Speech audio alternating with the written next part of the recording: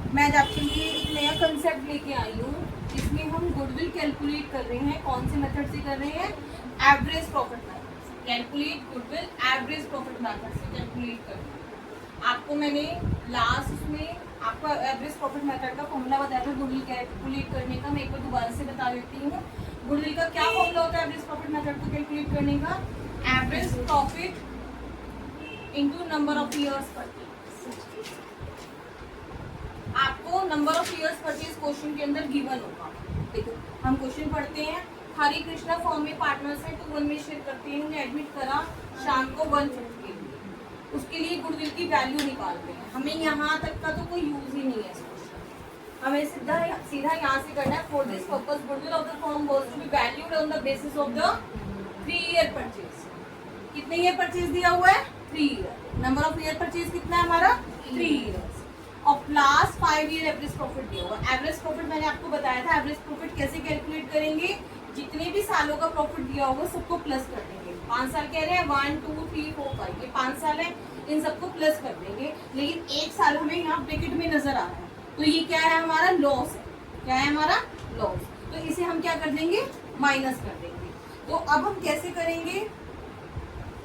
हमारा जो normal business profit है वो कैसे कैलकुलेट करेंगे? हमारा भाई इसका 13 to 14 का प्रॉफिट कितने का है? हमारा 50,000 का। ये कितने का है? 40,000 का। ये कितने का है? हमारा 75,000 का। ये 25,000 का लॉस है और ये हमारा 50,000 का प्रॉफिट। आई होप ये समझ में आ गया होगा आपको यहाँ तक। उसके बाद यहाँ पर वैसे तो हम क्या करते हैं, इन सबको प्लस करते और ये 25,000 माइनस करते, डिवाइडेड बाय 5 कर देते, हमारा डायरेक्ट एवरेज प्रॉफिट कैलकुलेट हो जाता है। एवरेज प्रॉफिट कैसे कैलकुलेट करेंगे? 50,000 plus 40,000 plus 75,000 plus 50,000 minus 25,000 divided by 5 ऐसे करेंगे। लेकिन हमें इसमें एक एडजस्टमेंट देनी है। ये कह रहा है प्रॉफिट ऑफ 2,000 टू 15 में, इट मींस ये वाला साल जो है 40,000 वाला जो क्लियर है, इसमें was calculated after charging rupees 10,000 for abnormal loss. कि 10,000 हमने इसमें एक एबनॉर्मल लॉस इंक्लूड है। क्या इंक्लूड है इसके अंदर?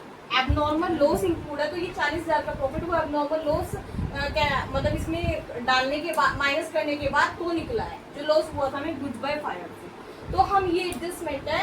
एक बात ध्यान रखना, एबनॉर्मल लॉस होगा तो प्लस कर देंगे, क्या कर देंगे? वापस से ऐड बैक कर देंगे। मैं लिख देती हूँ एबनॉर्मल लॉस को तो क्या करेंगे? प्लस कर देंगे और एबनॉर्मल प्रॉफिट को क्या करेंगे? माइनस कर देंगे। जिस साल का भी होगा उसी साल में से। वैसे तो बहुत सारी एडजस्टमेंट है आपकी बुक के अंदर, लेकिन मोस्ट इंपॉर्टेंट यही है तो फिलहाल आप यही करिए बोर्ड के पॉइंट ऑफ व्यू से, ठीक है ना? कि 10,000 का एबनॉर्मल जो प्रॉफिट है वो 14 से 15 के बीच में, तो इसका मतलब ये प्रॉफिट हमारा क्या हो गया? 10,000 से बढ़ गया। तो अब हमारा नॉर्मल बिजनेस प्रॉफिट कितना आ जाएगा? ये 50,000, 50,000, 75,000, 25,000 ये माइनस के हो गया और लास्ट वन इज 50,000। अब हम क्या करेंगे? अब हमारा ये सही मतलब एक्चुअल में जो है वो सही आ गया ये। अब हम इसको एवरेज निकाल लेंगे। एवरेज कैसे निकालेंगे? इन सबको प्लस करके और डिवाइडेड बाय 5। लेकिन जो लॉस वाला ईयर है वो क्या कर देंगे? माइनस कर देंगे। तो हम इसे कैलकुलेट कर लेंगे। क्या आ जाएगा ये हमारा? इनको प्लस करके सबको 2 लाख आ जाएगा। क्या आ जाएगा? 2 लाख। अब एवरेज प्रॉफिट निकाल लीजिए। एवरेज प्रॉफिट कैसे कैलकुलेट होता है?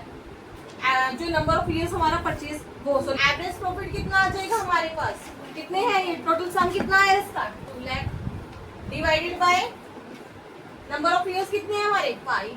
तो कितना आ गया हमारे पास एवरेज प्रॉफिट? 40,000 रुपीज का एवरेज प्रॉफिट आ गया। अब इसे फॉर्मूले में डाल दीजिए। फॉर्मूला क्या होता है गुडविल कैलकुलेट करने का? Average profit into number of years purchase. Number of year purchase कितने दिए हुए हैं हमें? 3। तो इसकी जो गुडविल है फॉर्म की वो कितनी है? 1,20,000। क्लियर है?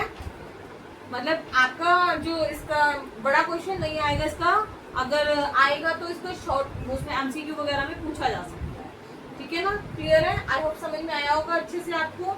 अगर मेरी वीडियो आपको समझ में आई है, मेरे चैनल को सब्सक्राइब करें, लाइक करें एंड शेयर करें। Thank you and have a nice day.